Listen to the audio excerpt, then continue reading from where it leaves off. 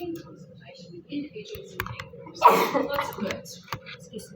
I get really frustrated with some of the language they use in units of competency. But basically what we're talking about here is what we're going to do, how we're going to do it, and how we're going to consult. And we can't advocate or represent somebody's interests without talking to them, finding out what their issues are. Okay, so representation services approach decision makers, the media or the community on behalf of another person or group to promote their interests. So basically, to simplify that, representation services are being a voice for our clients. You are their voice. Remember, we work with vulnerable clients, and most of our clients don't have a voice. They're unheard, they're unacknowledged. Our job is to be their voice. Okay, so we approach decision makers, the media, or the community to promote interests. Advocacy is a slightly different approach. Advocacy allows clients the opportunity to voice their opinions and needs through an advocate. So basically, we are speaking on behalf of someone else in advocacy. Whereas in representation, we're promoting groups' interests. Advocacy, we're speaking on behalf of a person. Some people advocate for themselves, or people requiring advocacy might be a single person, a citizen, a parent, an organisation, or an industry. So I want you to think of a time when you might have advocated for yourself. When did you stand up for your rights? When did you last make perhaps a complaint?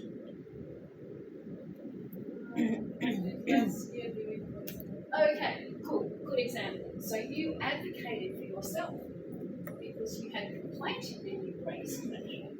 Good, that's a classic example of individual advocacy. Anyone else have any experiences in making a complaint or not being happy with something and doing something about it?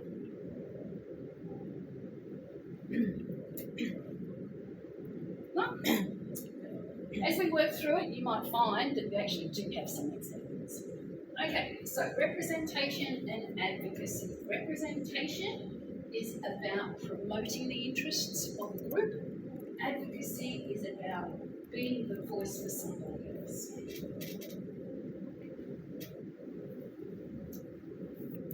Okay, I'm going to show a couple of videos. And these are examples of advocacy and representation. The first one is about French farmers. Okay, this has recently happened. Up to 1,000 tractors rolled into the French capital as part of the demonstration. Representation has been growing among farmers over what they call agri-bashing. They say they're being unfairly blamed by the government for environmental and animal welfare issues. Okay, so let's watch this one and hopefully it will work. Yeah.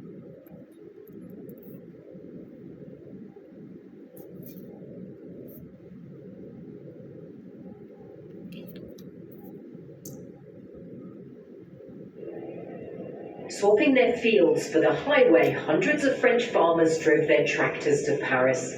On the city's main ring road, they disrupted traffic to protest against French government policies and international trade deals that they say make their lives harder and create unfair competition. Nous faisons énormément d'efforts. The president doesn't recognize our hard work. We have one of the most regulated farming industries in the world, yet he allows the import of unregulated goods. It's unfair. This is one of the main access routes to Paris. This would normally be 4 lanes of very fast-moving traffic, but this convoy of tractors has stopped here and they are completely blocking the road. On the city's most famous avenue, the Champs-Élysées, farmers tipped straw onto the pavement and demanded a meeting with French President Emmanuel Macron to discuss their grievances. We're really fed up, and our agriculture is dying off seriously in all of the different sectors. Last weekend, once again, I had a colleague who killed himself. This can't go on. Traditionally, people in France have had a positive image of farmers, but in recent years it's changed. Some environmentalists accuse farmers of creating pollution, using harmful pesticides and damaging nature. Farmers say they're fed up of what they call agribashing. For years, the profession has been badly treated, criticized by certain people who imply that we are not doing the job the way we should, and that we are poisoning people. For us, farmers, that's unacceptable. Our profession is disparaged. France's agricultural minister said he supported the demonstration and heard people's frustrations, but protesters dismissed his comments. They said they wanted actions, not words, and that they wouldn't give up their protest until there was change. Natasha Butler, Al Jazeera, Paris. Okay, so that's a classic example of representation. Now,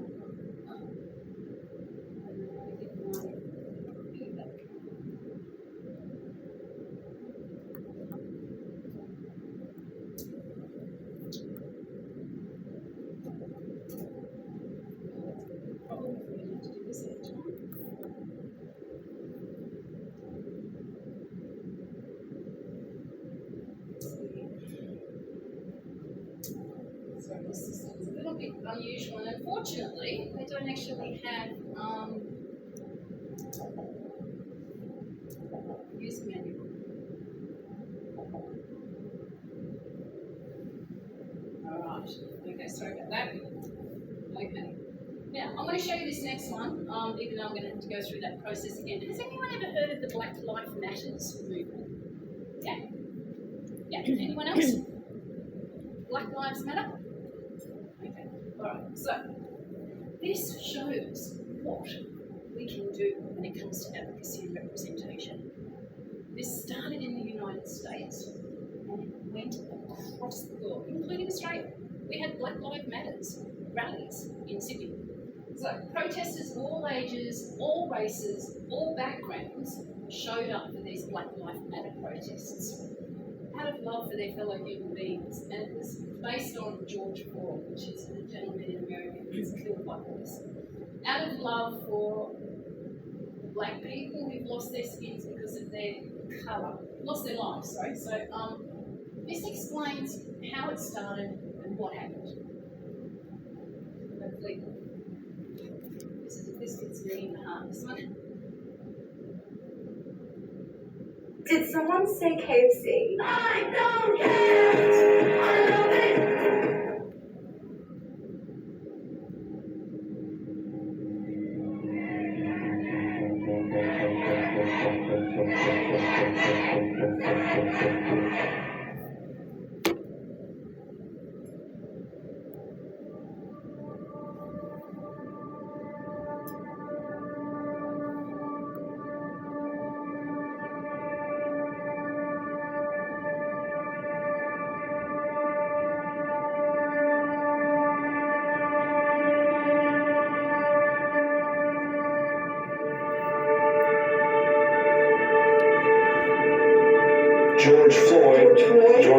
George Floyd repeatedly told the officers that he could not breathe after an officer knelt on his neck. The family of George Floyd held a memorial in his memory. My brother's gone, but the Floyd name still lives on.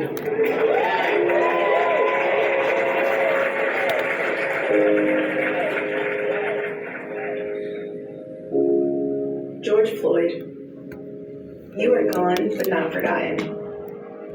Because of you, we've come together. This is for George Floyd. It's all right to be asleep.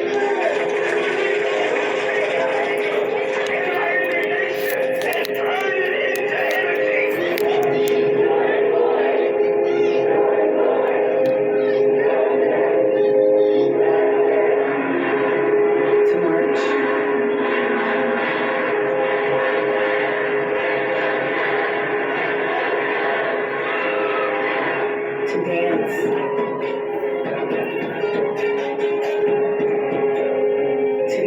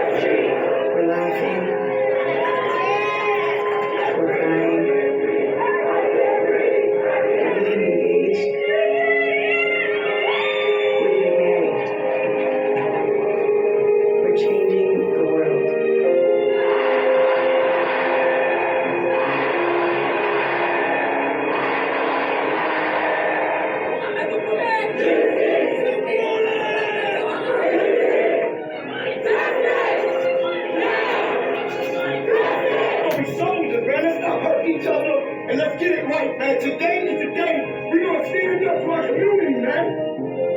And we can do this, we can do more. We just gotta continue on pushing and don't give up.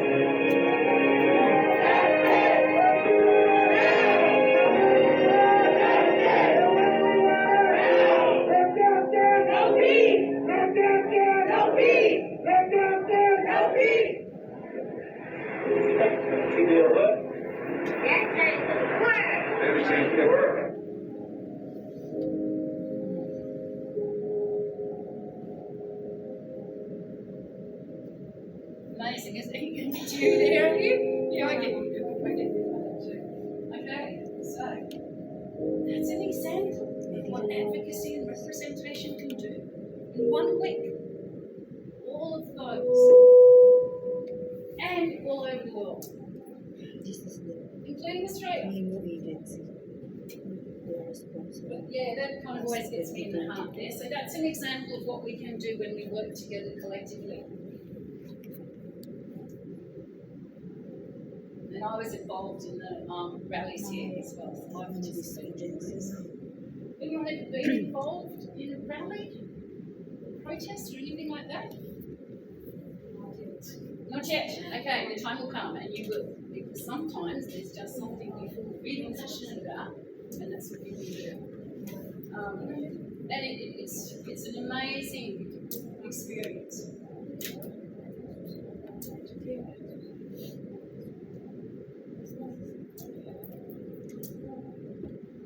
Double tap. Double tap. Thank you. Got it now. Yeah, I apologise for the IT issues. I'll try and get those sorted before next week. Okay, so Black Lives Matter. Amazing what we can do in just a short period of time. 1 week, all over the world. Okay, so functions of advocacy and representation. We need to identify what it is that we're doing and why we're doing it. And the main thing is to promote the interests of a person or a group. When we think about our clients, they're the most vulnerable people. We work with very vulnerable clients who don't have a voice. We have to be that for them. We have to promote their interests. We need to allow people the opportunity to voice opinions.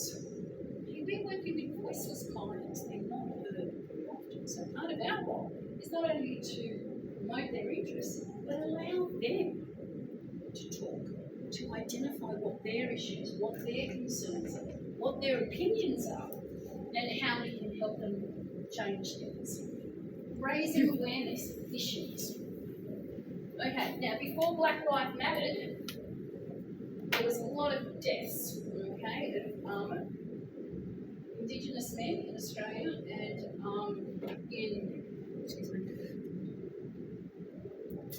in Australia, we have a very high incarceration rates of Aboriginal people. They are overrepresented in our penal system. And we also have people who die in our penal system, which is Aboriginal and Torres Strait Islander people. So we need to raise awareness. Now that's exactly what that video showed, the difference that can make. Black Lives Matter.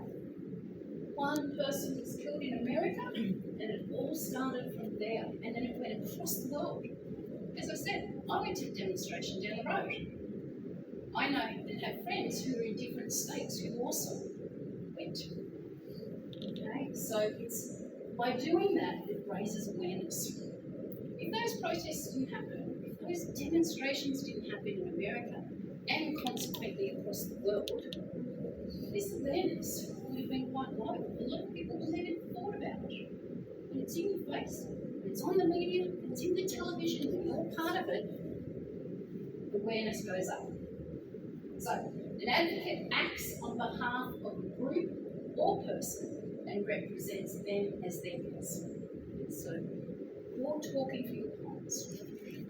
You're not telling them what to say, or you're not saying what you want to say. You're finding out from your clients what the issues are. That's what it is. Right, so advancing the interests of others and encouraging action and change in decision making. That's all around policies and procedures and governance and institutions section. So you guys would have done the sociological unit, sociology. We looked at the institutions, we looked at the health system, education, the workforce, policing and justice, government. You guys remember that unit? You done that? We haven't done that. You might not have done that one. Okay, that's a pretty basic unit. That's not the foundation unit. Normally, often you do that quite early. So it basically talks about different systems and institutions we have in Australia and how they all work. And that's how we can encourage action and change in decision making. So we can talk about that.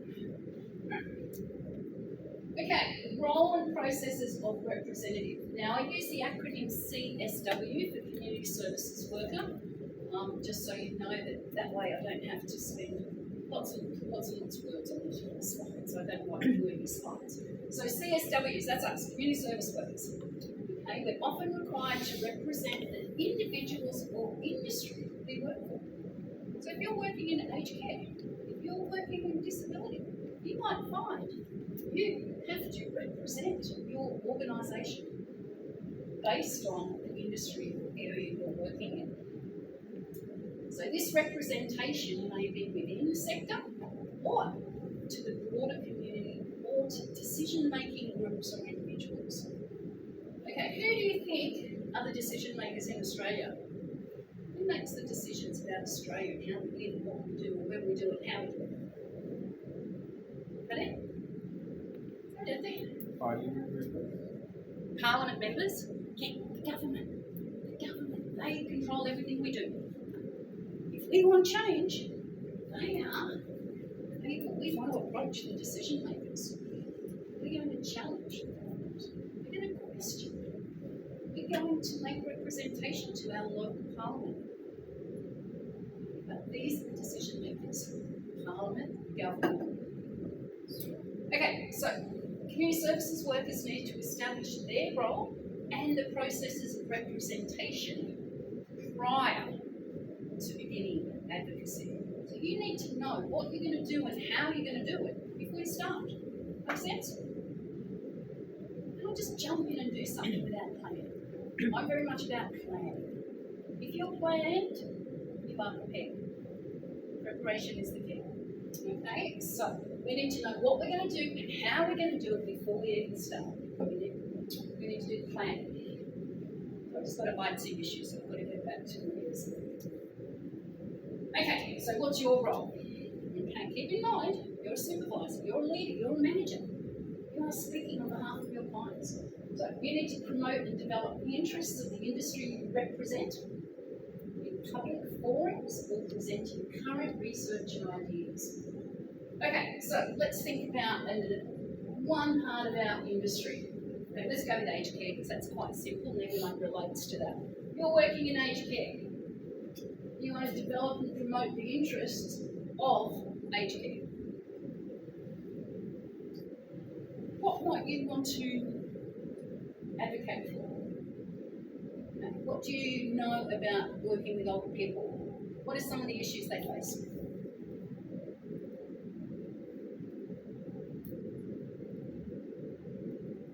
Okay, so we've got an ageing population in Australia. We've just hit 27 million.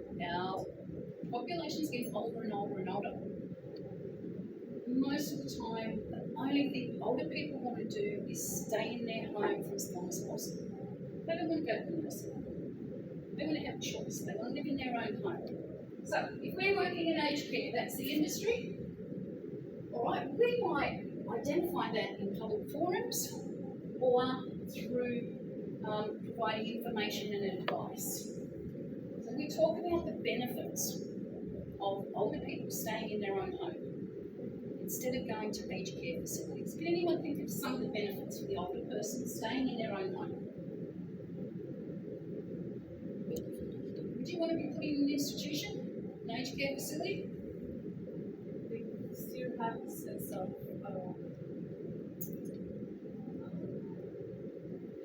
choice. Yeah, choice. Yeah, exactly. I lost my mother last year, a very elderly mother. She was 92 and she ended up in a nursing home and she hated every minute of it. All she wanted to do was go home to Queensland. And unfortunately she couldn't because she wasn't capable of caring for herself. My brother and I were scattered around the country and the world. But we would represent the aged care industry by identifying the benefits of keeping people in their homes as long as possible. Now, if you think about a client, an elderly client who lives at home, they might get some domestic assistance, some personal care, and maybe even some social interaction, like respite.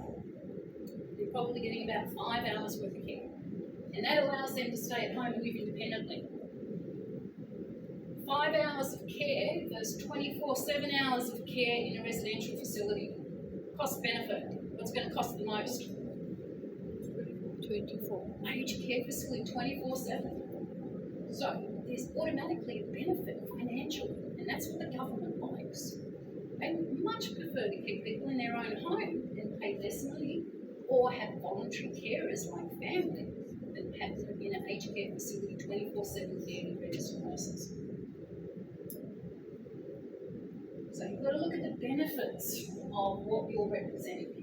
So we need to develop and promote the interests of our industry.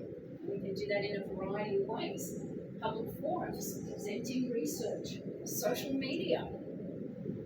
Social media is just a fantastic way of sharing information. Okay, so we have to advance the interests of those we represent through participating in forums where decisions are formed or made.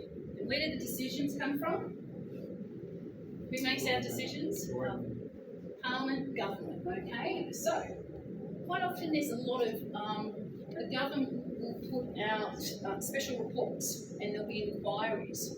We've had inquiries into residential aged care facilities. We've had inquiries into child sexual assault in churches. We've had inquiries into people with disabilities and their employment options. So quite often this is where we can come and get involved. We can go to those forums, we can make comments, we can put in information, we can put a submission in about our experiences from our client's point of view. So our role is to take action. Okay? Advocacy and representation is all about the doing. I'm just talking about that. Do it. Okay, there's this saying, don't just talk the talk, you've got to walk the walk. Okay, it's not just talking about it, you've actually got to do it. Okay, so our role in advocacy and representation is to take action to influence decision makers. And that can include politicians, governments, and we can do that through a thing called lobbying. We can lobby by using social media, writing letters, meeting with members of parliament, having community forums, community meetings. But advocacy and representation is all about action. And there's different types of action we can take, and sometimes we have to get staunch and be tough, because otherwise nothing changes. Okay, let's get going. Alright, so when we are representing others, we need to be clear about what our roles are. Because people have different roles in the advocacy and representation process. Okay, so the specific roles when representing others, we have to determine, is it to influence decision makers? Is it to get legislation changed? Is it to advance the interests of those they represent? Or represent clients or the industry, that example where we're trying to encourage older people to stay and live independently for as long as possible in their own home. But whenever we do this, the first thing we have to do is actually consult with the person. It's not up to us to decide, it's up to our clients, it's up to the people that we're representing and checking what their requirements are.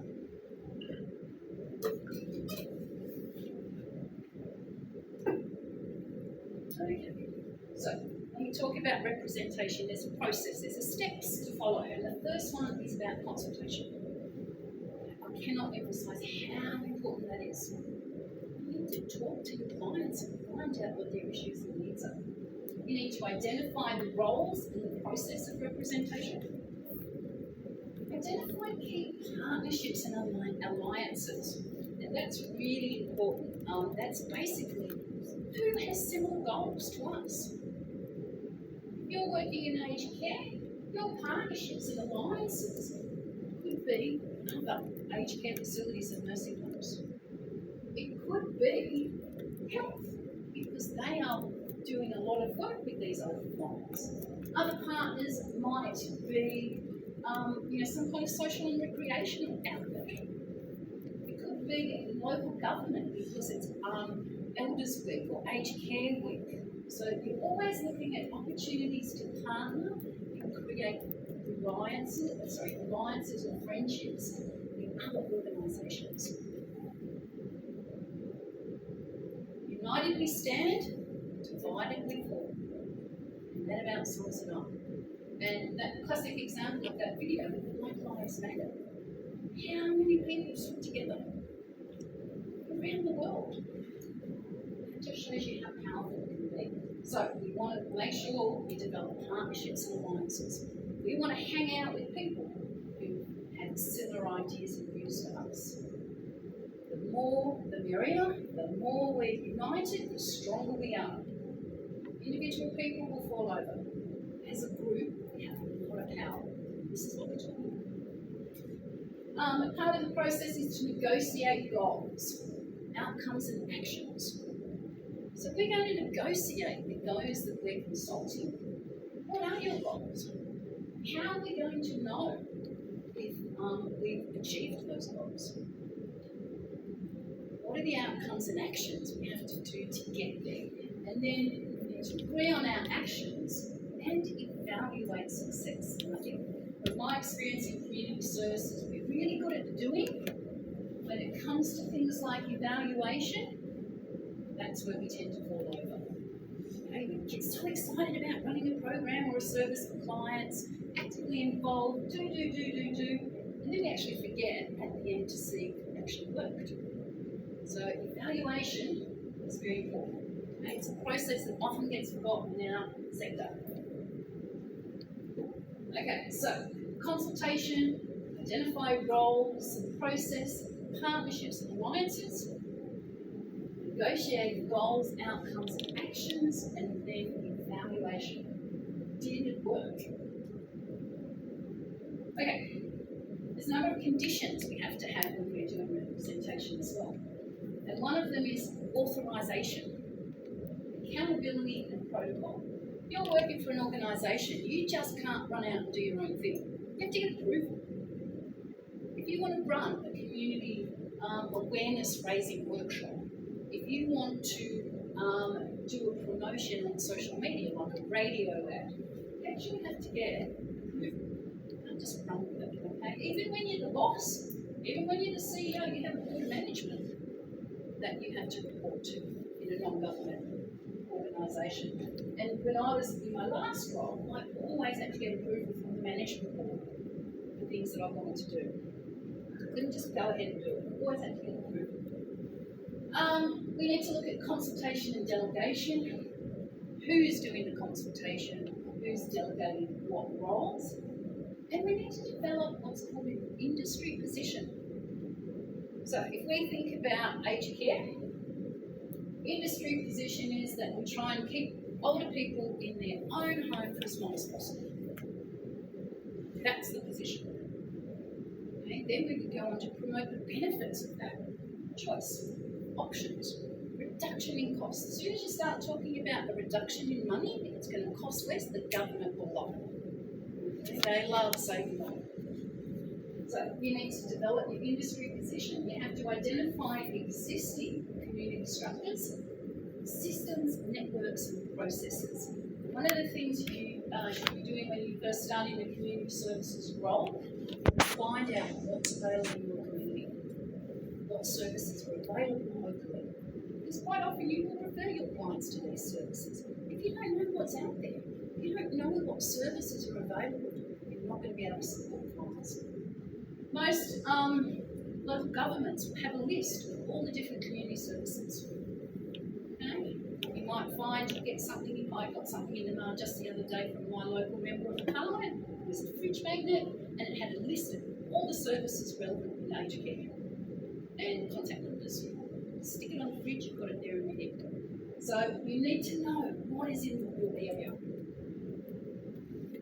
And then finally, you need to know what industry requires.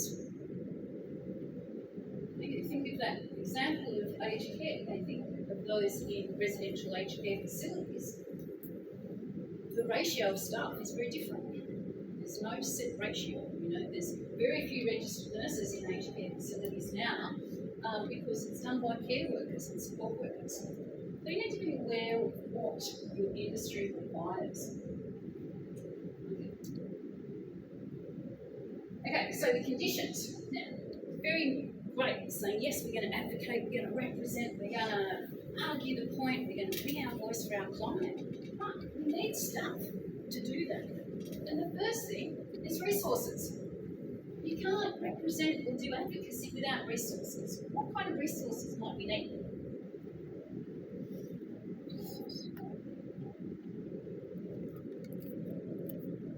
Represent someone, they're going to be there for what resources might you need.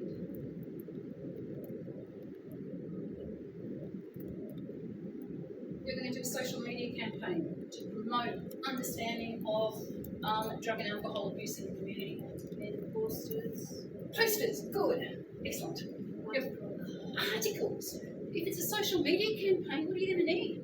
The internet. So you're going to need a computer. You're going to need access to, I don't know, Facebook maybe.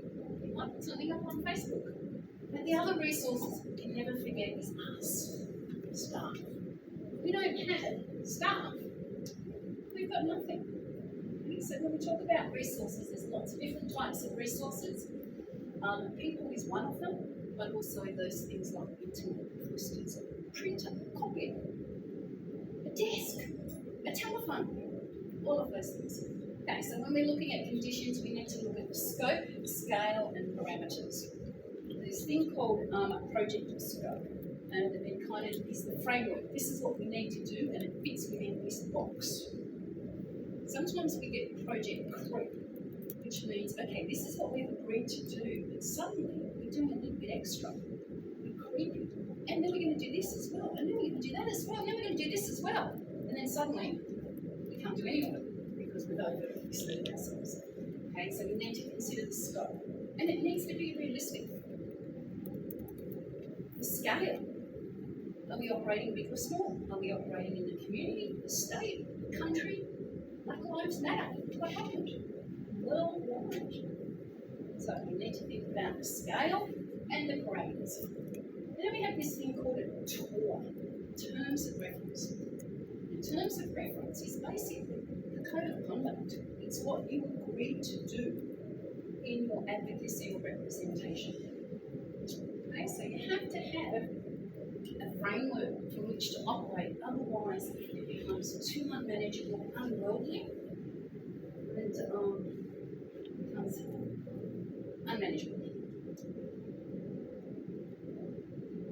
Okay, so then we've got some skills that goes with representation. And these are the skills we're going to be using with our people. Assisting in the developing decision-making abilities. Okay, now think about our clients. They have no voice. They often get told what to do, when to do, and how to do it. They have very little choice, and they have very little ability to make decisions that affect their lives. So part of our role is to support these people, to learn these skills, to help them grow in confidence and knowledge and become independent. So it's not about doing it for everybody, it's about supporting them so they can do it. Okay, we need to provide education and information. That's one of the primary roles of community services workers. We are always providing information, understanding and education to our clients. They need to know what the resources are that are available, what services are available, and we need to assist them to access services. And one of those might be a referral, for example. Okay, so providing advocacy support to support a person to be involved in the process is about consulting with them and finding out what their interests are. Now, if we're advocating and representing our clients, we need to have strong leadership and management skills. Everyone just take a minute to think about an influential person in your life. It could be a parent, it could be a boss, it could be a teacher you've had in the past. Everyone just picture someone that they thought, wow, they've got it together, I really like what they're doing. Looked up to them. Can you think of anyone? Must be one person that's had an influence on you in your lives. A parent, an uncle, a teacher, a manager, a neighbour, someone that you've looked up to and been inspired by. Can someone think? Nod your head if you've got someone in your mind. Yeah. Good, excellent, okay. All right. Why are they in your mind? What is it that they did that made you be inspired by them? One thing they did that you found very good. Okay?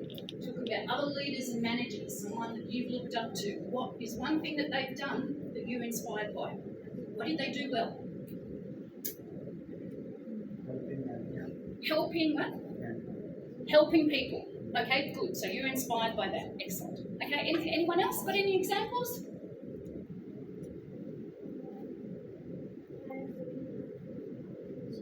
Working hard. Okay, so they were committed and they were reliable. Excellent. Good. They're good skills to have. It's like turning up to class on time. My mom, your mum finished her studies while she was pregnant. Oh, well, there you go. Isn't that, see? Amazing. And that's what leadership and management is about. You know, it's in this particular role, it's about having clear goals. If you are going to lead a group of people, you need to have clear goals, because otherwise people won't follow. You have to inspire people. You have to listen to what they're saying. We talked a lot about that today. We need to be inclusive. I love that word, inclusive. Anyone heard that before in other units? Inclusive. What does it mean?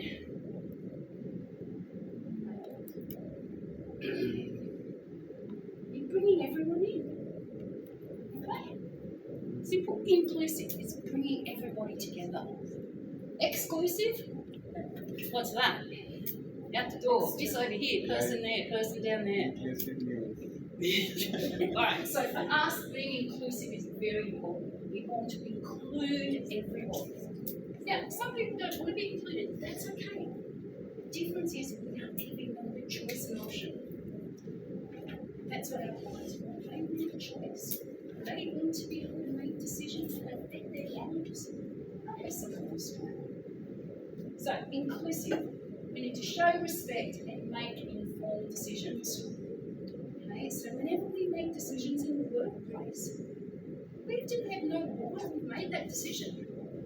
If someone asks you, why did you make that decision, you should be able to say, the evidence said this, this, this, and this. You don't just make decisions. You have to make informed decisions, and that's by having all the information available before you decide on something. I know people are getting tired, we're going to get it up in a minute. Okay, so advocacy. Now this is what assessment 3 is going to be about when you do your presentation. You're going to have to come up with 2 strategies. Individual advocacy strategy and a group advocacy strategy. Okay? We're going to spend a little bit of time talking about this as we get closer. So, there's a difference. Individual advocacy is about the person, the individual, whereas a group is about collective interests. So individual advocacy focuses on changing the situation or protecting the rights of one person. That's what's called individual advocacy. You're working and protecting the rights of one person. Group advocacy is a little bit different because you're focusing on changing the situation of a group of people who share similar issues or require similar services. So let's just run through that. Okay. Let's focus on, let's go disability today, all right? So you're working with a client who has a disability. They feel socially isolated. One of your strategies for that individual might be to encourage inclusion in the community. What's a strategy to get someone out in the community? What would you do? If you want to, you've got a socially isolated person with a disability, you want them out in the community, they want to be part of the community, what might you do to help that? Invite them community activities. Yes, get them involved in community activities. Let them be a volunteer at things. Let them be, depending on what their needs and issues are, a volunteer for the state emergency services. Okay, so what we're doing here is we're identifying that our client is socially isolated. The advocacy strategy is to promote inclusion in the community, and we're protecting the rights of that person. That person with a disability has a right to participate in the community. Okay. If it was a group advocacy, so we might be working with clients with disabilities, and one of the groups of clients might have physical disabilities and be in wheelchairs, paraplegics, quadriplegics. Okay, we've got a group of people, physical disability. Now, they might have a shared issue or require similar services. So, has anyone ever noticed when you've gone shopping and walked into shops how difficult it can be to get through the aisles? Imagine trying to push someone in a wheelchair or a self-propelled wheelchair, trying, for example, to get down here. They wouldn't fit, would they? It could be a mother or a father that has 3 children who've got to get under the age of 5 and 2 are in a pram. How are they going to go getting through this narrow passageway? They won't. So, one of the strategies that we could choose for a group advocacy is access in shopping centres. So we could actually talk to the different shop owners and say, hey, can't fit a wheelchair in here, can't fit a pram. So we could advocate for access to certain shops. So, 2 groups, disability. One particular person, social inclusion. We're going to get them actively engaged into activities. The other group advocacy could be lobbying the shopkeepers to ensure that their shops are accessible for people with wheelchairs. Do you understand what I'm getting at? Looking at a few strange faces here. Okay, we'll spend some more time on that.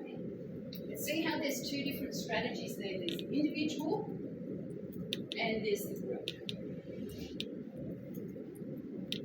Okay, so, alright, what are we going to do? What skills do we need to actively advocate and represent?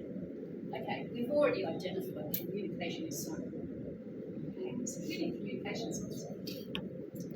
We need presentation skills, particularly if you're advocating and representing.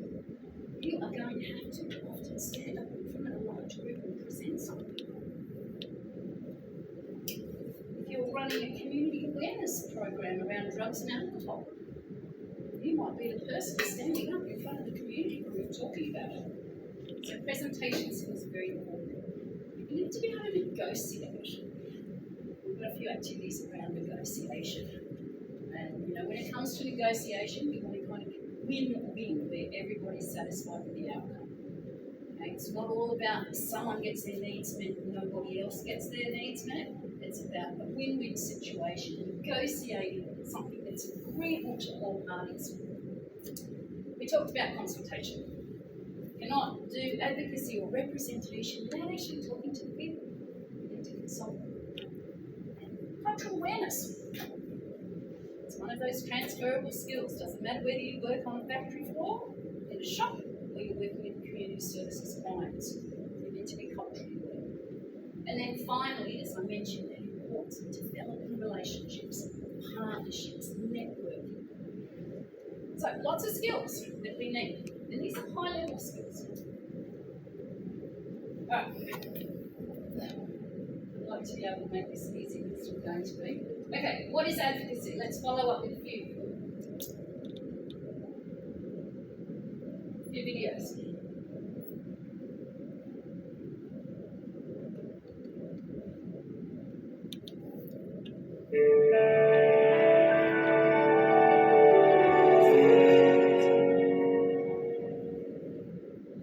What is advocacy?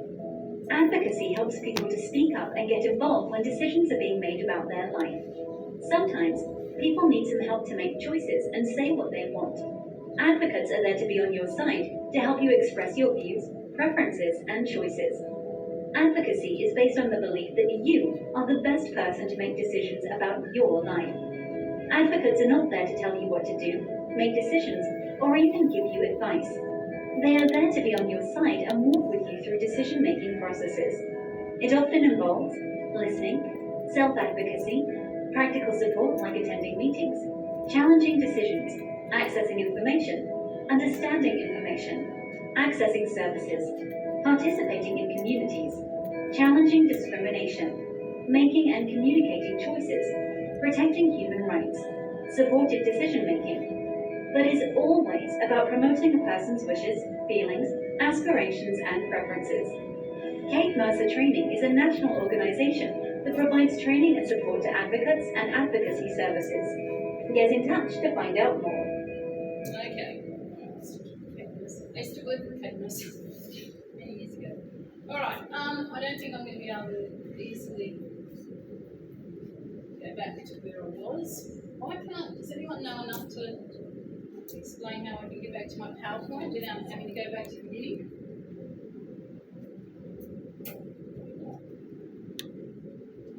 Sorry guys, this is just a bit double click.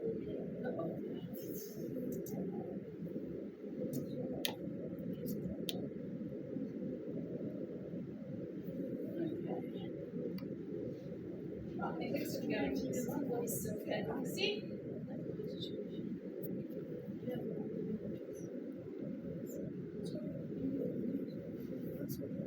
These are our clients.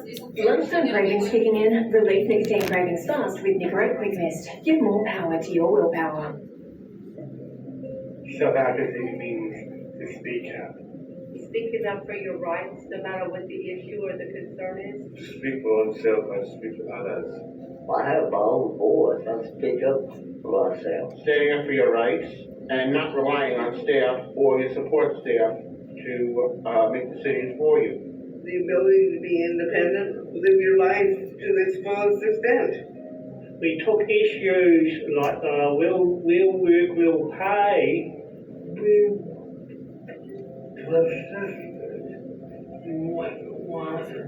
When you got control of your life, of your everyday affairs. Means you the ability to have choices in my life. It's not just about information sharing, it's about being in the community. I work really hard in the community because of my unique disability to get the word out that people like us should be in the community. Speaking out for yourself, but also taking responsibility for your things. Be able to know what you want and then be able to go for it and having somebody else that believes in it that's able to help you. I'm gonna fight for those that are like me, or it don't matter, it's just, I just don't like people taking advantage of. They want to get the word out that they want something out of life.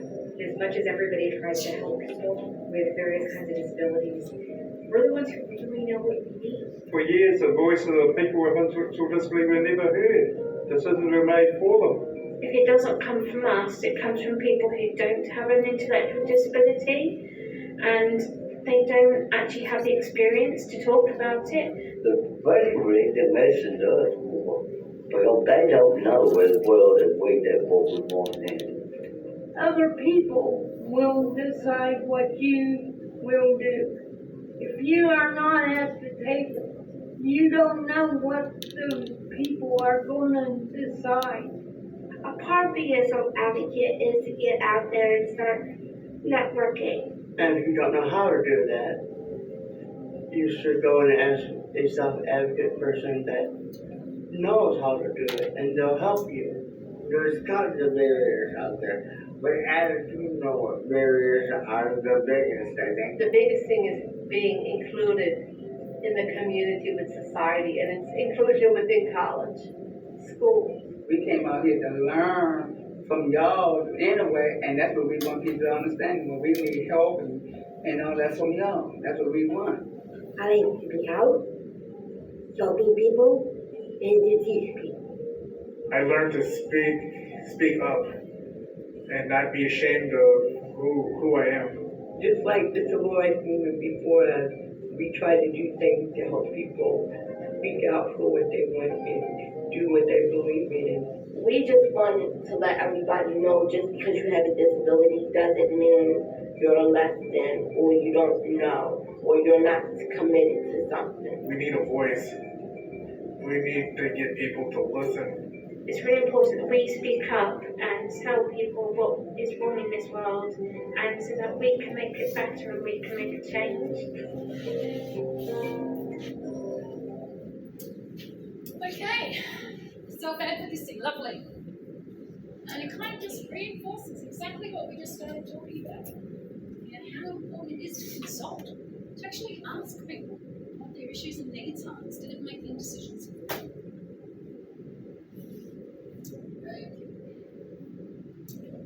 So,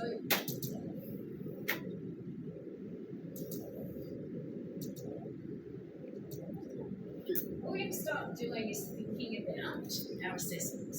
Assessment 3. I want you to start thinking in your head about what area you're going to choose. Okay? You do all activity. Now, okay. Right, before we start that, I want you to think about the community services sector, and I want you to identify one area that you're passionate about, that feel strongly about. Could be disability, aged care, child protection, could be drug and alcohol issues, could be mental health. Because what I'd like you to do is think about that now, because we're going to use that in our assessments in both units. Okay? And it just makes it easier. You can only do different things each time. So, have a think about what are you passionate about in community services? What do you love? Pardon? Family and domestic violence. Good on you. Has to be an area. Everyone has to have a disability or aged care. And alcohol. Drug and alcohol. Good. Aged care. Aged care. What about you guys? Mental health. Lovely. Pardon? Drugs and alcohol. Yep. Aged care. Community services. Youth services. Lovely. Okay. All right. Good one. Okay. At the back of the room, what I've collected is a few brochures and pamphlets in different services that I've walked in the door. Go and have a look. Pick one. Go ahead and pick one. Pick one, ideally, if possible, that relates to your passion. Might not. I don't have that many, but have a look. You didn't even look. Just pick one.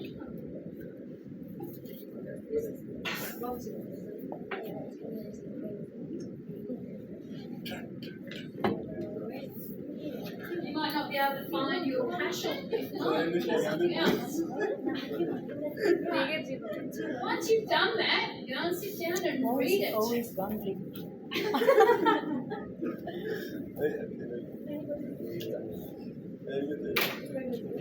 Okay.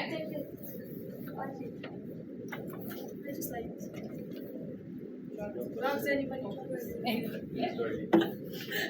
This is a really good one. I like this one. Are you okay? Have you opened it? Yeah. Yeah. Good. We've got some stuff. A lot of drugs are here. Here's some legal stuff. Alcohol. Gambling. That's an area that a lot of people ignore, which is huge in our country. Gambling.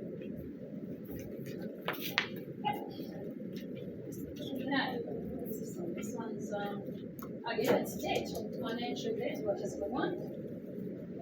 About poverty. Someone was talking about poverty earlier. Okay, has everyone got one? Yeah, go and sit down. I want you to have a look at it.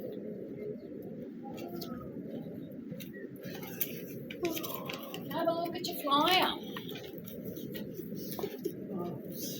Okay, so I want you to identify the primary area that your flyer is about. So whether it be drug and alcohol, mental health, gambling. Yep. So read your pamphlet or brochure and identify the area that's talking about. Okay, so what do you got there? Drug and alcohol? Oh, gambling, good. Gambling. Drug and alcohol, drugs. What's your one? Drugs. All right, lots of drugs today. Mental health, drugs. Drugs. Disability, good. And what have you got, Victoria? Domestic violence. Domestic violence. Okay. Yes. All right. Now, these are the things that are used in the community to raise awareness. Okay, as you can see, they come in all different formats.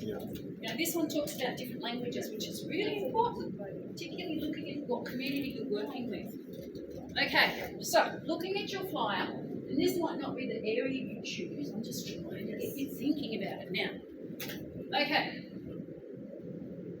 think about two advocacy strategies, one for an individual, one for a group. Okay, so family domestic violence, is it? Yep. Okay, so the individual, you are working with a woman who's experienced family domestic violence. How might you advocate for her? What could you do to help her? She's left home. She's homeless. She's living in a refuge. She's got 3 children. She's got no money. Husband had all the money. She's got no car. So what's the individual thing you can do to help her?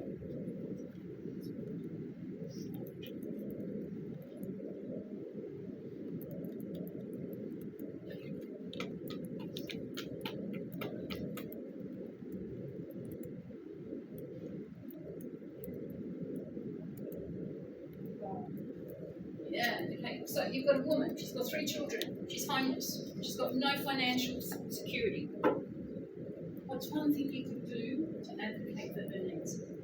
What might she need help with? Okay, let's start with the children. Okay, we'll just get some. Okay, so she needs some support with her children, so you might advocate that her children have access to childcare. Okay, what have you got? Okay, all right. What is one individual disability strategy you can use? We've got a client with a disability. What could you do to help them? What might they need?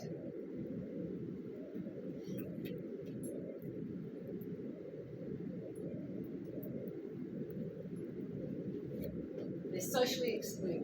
They live by themselves, they never see anyone. It's something that they might need.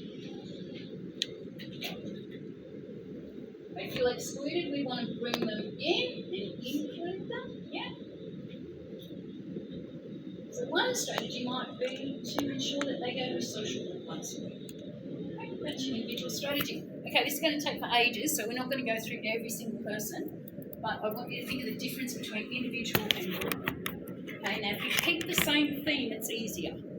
Okay, so if you're doing, what do you got, mental health? Yeah.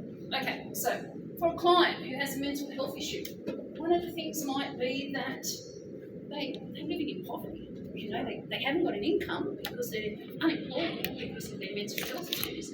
One of the things you might advocate for is access to transport, community transport to get them to their medical appointments. Lifeline services. Lifeline services, good, yes. Okay, Lifeline provides individual telephone counselling. Is it free? Yeah. Okay, example over here, what have we got? You guys both did drugs. Okay, you've got a client who has a drug addiction. As a result, they're in trouble with the law because they've been breaking and entering, stealing cars. What might you be able to do for that person to help them with their legal issues? Anyone have any ideas? Anyone can join you. Now you've got a client, mental health. well, no, alcohol and other drugs, isn't it? Yeah, alcohol and other drugs.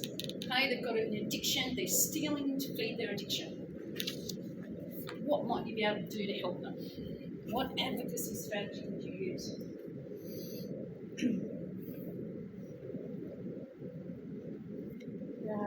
Rehabilitation. Pardon? Drug rehabilitation. Have Rehabilitation. rehab, great, perfect. Okay, great example. So that's your individual advocacy strategy. You're going to get the client who has drug and alcohol issues into rehab. That's the individual strategy. Good, really good. Okay, anyone else? Shaking your head. Okay, so once you've got your individual strategy, now I want you to think about the group strategy. Keep it the same. Group of people, drugs and alcohol. What might be an advocacy strategy you can use for people who experience drug and alcohol issues? What might you be able to help them with? Social interaction, engagement, yep. Awareness. They're taking drugs, they probably don't even know how drugs react. They might not know if they drink alcohol, smoke weed, and take cocaine, that they're all going to interact, end up with a disaster. Free drug lifestyle, like promoting education. Beautiful. Promotion, awareness raising, lifestyle choices. Cool. See how we link those two together? We've got the one individual, we're going to get to rehab. That's their strategy. A group of people with drug and alcohol, we're going to run some awareness raising programs, information programs. Good. Anyone else want to comment? Anyone else got something to join and share? All right, mental health, what are you guys going to do? You got a tradie. A tradie is like someone who works on the tools. Young guy, carpenter. Okay, he's come to you, major mental health issues. He's feeling suicidal. What could you perhaps do to help him? Maybe send him to a counsellor. Excellent. You're going to refer him to a counsellor. That's your advocacy strategy for him. Now you've got a group of tradies, a group of young guys and women who are on the tools. They're carpenters. Their mental health is not good.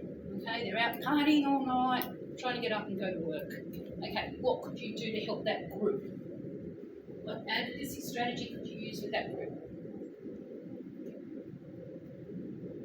You've got a group of young people who have mental health issues. Maybe aware that yeah, you're going to provide a program in your company, because you've got a big company, you've got 50 young people as apprentices. You're going to do some professional development and training with them. There you go. There's your two strategies. Okay. Anyone else? Make a comment? Okay. With your family and domestic violence, you're going to help that woman with childcare arrangements. If you're working with a group of people experiencing family and domestic violence, one of the advocacy strategies might be to ensure that they can get accommodation, okay? Or that there's some financial support. All right, so that's what we're going to start thinking about this. So before next week, what would be helpful is if you choose your preferred area. Just have it in your mind, because we're going to use it for community development and we're going to use it for this unit. So you want to get the right one. So if you're passionate about mental health, alcohol and other drugs, aged care, family and domestic violence. Nobody's mentioned child protection, which is not unusual. That's a hard area. But just come next week with that in mind, okay? Because we're going to keep working on this so that you're not left to the last minute not knowing what to do. I'd rather help prepare you now. Okay, well done. Right. Okay, working in community services. So to provide quality representation, it's crucial that we understand the nature and structure of our industry.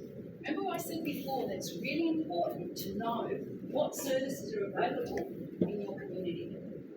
Okay. The more you understand what services are available, the better we are to provide services. And we can't keep our head in the sand. We have to know what is in our community, what services are available. Or if they're not in our community, where are they? Like rehab, for example. Alcohol and other drugs. Very hard to get into. You might be able to get into the detox, but the rehab, quite often they'll go to Campbell or they'll go up to the North Coast and they'll spend 3 months in there. But waiting lists. So these are the things you've got to consider. But you need to know if you're working with drug and alcohol clients, who you can refer them to. What services provide detox? What services provide rehab? Okay, right, so we need to know about agencies. We need to know about what services are in our community and the work they do. We need to know where we refer our clients to counselling. Yeah? Principles. Principles of community services information and community services in general is basic human rights. Okay? Everybody has a right to make decisions about their own lives. I do an exercise in some of the classes where people identify their values. A big list, and you have to identify your top 10 values and then prioritise them to your top 3. And quite often, one of the things that comes up is freedom. That's a very important value for a lot of people. Freedom to make their own choices and decisions. It's a human right. Issues. You need to know issues that affect the groups you work with. So if you're working with young people, guarantee there'll be drugs and alcohol involved. So you need to know about drugs and alcohol if you're working with young people. If you're working in family and domestic violence, you need to know, understand the power dynamics and why this might happen. If you're working with mental health, okay, one of the issues might be accessing services. It might be the stigma that's attached to having a mental health issue. 1 in 5 people experience mental health illness in their lifetime. 1 in 5. That's almost 2 of us in this room that experiences with mental health. Okay? So you need to know about what's in your community and the agencies, what they provide. You need to know the principles of community services and the issues that affect your work. Okay? Okay, developing and promoting interest. We're getting close to the end. I know it's getting a long day. Representation involves using a range of public forums to increase understanding, interest, and engagement of the community. It's all about raising awareness. Yeah, we talked before about family and domestic violence and child protection. Not many people talk about it. It's generally behind closed doors. People aren't aware of how often it happens because it's not talked about. You know, a couple of decades ago, you never ever heard the word child protection. You never ever heard of family and domestic violence. It just wasn't talked about. It wasn't discussed. And it's only through raising awareness that people have become more knowledgeable. So often community services struggle to attract funding and recognition of the work they do. To me, that is us all over. Community services, we are the poor cousins. Okay? Our funding is very unstable. You never know in community services if you're going to continue your program, but you don't know if you're going to get funding. So that's one of the things we work with. Inadequate funding. The role of representation services include developing the interests of the community by using processes and systems to promote an idea or change a decision. Okay, here's some examples. Okay, so this is what you're going to be talking about when you're doing your assessments. Okay, how can we develop and promote the interests of our client groups? What can we do? Let's talk about it. Running a media campaign to encourage health checks or decrease stigma around. If I get a chance, I'll show you a video of the project that I worked with. I took community services students like yourselves over to Fiji, and we were working in very remote communities, and we were doing a health promotion program. And basically, we were doing health checks. So that's how we kind of raised awareness there. Presenting at conferences to increase industry profile and understanding. Running a social media campaign to increase engagement with young people. Okay, if you want to get a message out to certain groups, you have to think about how you're going to do it. Now, if you are working with older people, you want to engage older people in the community, how do you think is the best way to get their attention? older people. Do you think you'd find them on Facebook, Snapchat? Bingo programs. Pardon? Bingo programs. Bingo programs, yes. We used to play bingo with our clients. Okay, so you need to think about the media campaign, how you're going to. Older people generally read newspapers. It's a habit they've had all their lives. So if you want to attract the attention of older people, read an ad in the newspaper. If you want to attract the attention of young people, I'll tell you right now, they're not going to read the newspaper, are they? You guys read newspapers? Okay, so young people generally won't read newspapers. What are young people always on? Social media, they're always on their phones. So if you want to attract young people and get their attention, what are you going to use? Some kind of social media campaign. Facebook. I don't know, but young people still use Facebook.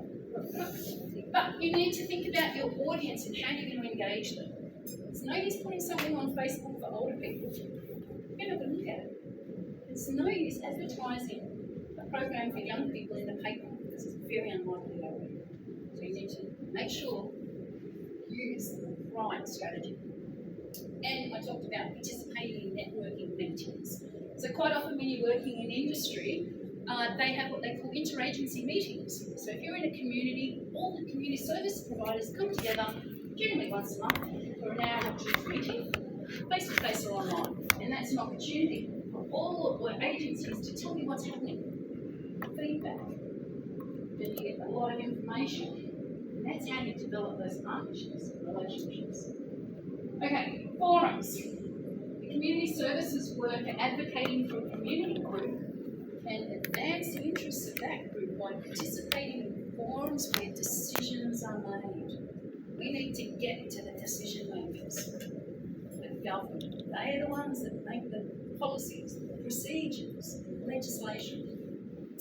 So we need to identify the key individuals or groups who make decisions and then influence them, engage with them. And you have to follow cultural protocols, okay? Particularly when you work with Aboriginal communities. And generally, if you need to consult with Aboriginal communities, you will always go to the elders or the community leaders. You have to ask permission first to have that conversation with them. And that facilitates relationships between cultures. Okay, here's an example. Lots of words here, so don't worry about the words, listen to what I'm saying. Put it into practice for you.